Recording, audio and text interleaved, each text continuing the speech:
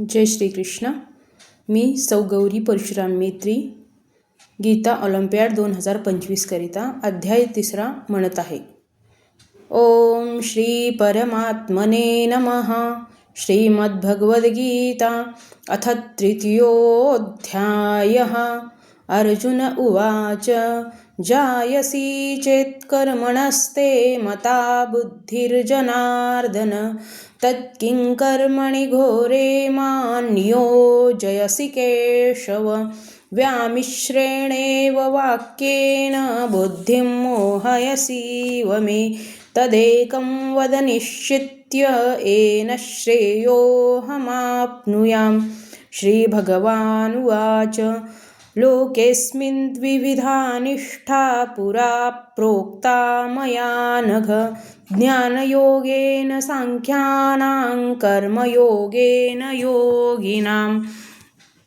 न कर्मणामनारम्भान् नैष्कर्म्यं पुरुषोऽश्नुते न च सन्न्यसनादेव सिद्धिं समधिगच्छति. न हि कश्चित् क्षणमपि जातु तिष्ठत्यकर्मकृत्. कार्यते ह्यवशः कर्म सर्वः प्रकृतिजैर्गुणैः. कर्मेन्द्रियाणि संयम्य य आस्ते मनसा स्मरन्. इन्द्रियार्थान् विमूढात्मा मिथ्याचारः स उच्यते. यस्त्विन्द्रियाणि मनसा नियम्यारभतेऽर्जुन. कर्मेन्द्रियः कर्मयोगम् असक्तः स विशिष्यते. नियतं कुरु कर्म त्वं कर्मजायो ह्यकर्मणः. शरीरयात्रापि च तेन प्रसिद्धेद कर्मणः. यज्ञार्थात् कर्मणोऽन्यत्र लोकोऽयं कर्मबन्धनः. तदर्थं कर्म कौन्तेय मुक्तसङ्गः समाचर. सह यज्ञाः प्रजा सृष्ट्वा पुरोवाच प्रजापतिः. अनेन प्रसविष्यध्वं येषवोत्विष्टकामधुक्. देवान् भावयतानेन ते देवा भावयन्तु वः. परस्परं भावयन्तः श्रेयः परमवाप्स्यथ. इष्टान् भोगान्यो देवा दास्यन्ते यज्ञभाविताः. तैर्दत्तान् प्रदायैभ्यो यो भुङ्क्तेस्तेन एव सः. यज्ञशिष्टासिनः सन्तो मुच्यन्ते सर्वकिल्बिषैः. भुञ्जते ते त्वगं पापा ये पचन्त्यात्मकारणात्. अन्नाद्भवन्ति भूतानि पर्जन्यादन्नसम्भवः. यज्ञाद्भवति पर्जन्यो यज्ञः कर्मसमुद्भवः. कर्म ब्रह्मोद्भवं विद्धि ब्रह्माक्षरसमुद्भवं. तस्मात् सर्वगतं ब्रह्म नित्यं यज्ञे प्रतिष्ठितम्. एवं प्रवर्तितं चक्रं नानुवर्तयतीह यः. अघारु इन्द्रियारामो मोघं पार्थ स जीवति. यस्त्वात्मरतिरेव स्याद् आत्मतृप्तः मानवः. आत्मन्येव च सन्तुष्टस्तस्य कार्यं न विद्यते. नैव तस्य कृतेनार्थो नाकृतेनेह कश्चन.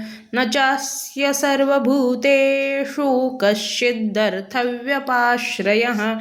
तस्मादसक्तः सततं कार्यं कर्म समाचर. असक्तो ह्यचरन् कर्म परमाप्नोति पूरुषः.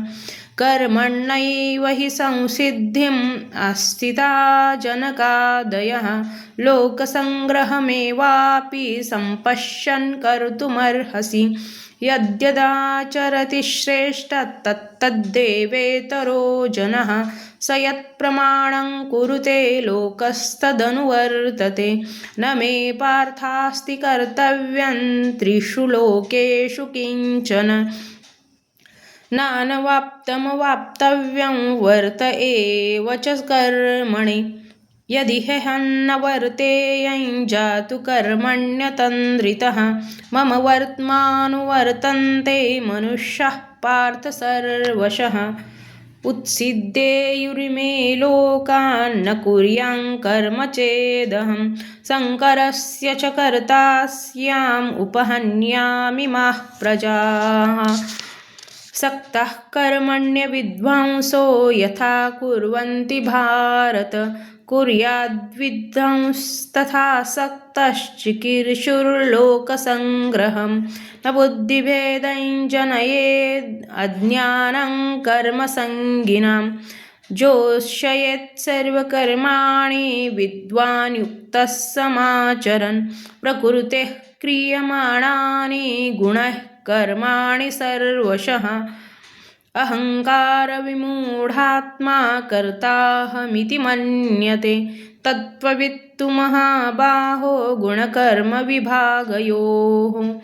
गुणागुणेषु वर्तन्त इति मत्वा न सज्जते प्रकृतेर्गुणसम्मूढाः सज्जन्ते गुणकर्मसु तान् कृत्स्नविदो मन्दान् कृत्स्नविन्न विचालयेत् मयि सर्वाणि कर्माणि सन्न्यस्याध्यात्मचेतसा निराशीरनिर्ममो भूत्वा युध्यस्व विगतज्वरः ये मे मतमिदं नित्यम् अनुतिष्ठन्ति मानवाः श्रद्धावन्तो न सूयन्तो मुच्यन्ते तेऽपि कर्मभिः ये त्वेतदभ्यसूयन्तो नानुतिष्ठन्ति मे मतं सर्वज्ञानविमूढंस्तान् विद्धि नष्टान् चेतसः सदृशं चेष्टते स्वस्याः प्रकृतेर्ज्ञानवानपि प्रकृतिं यान्ति भूतानि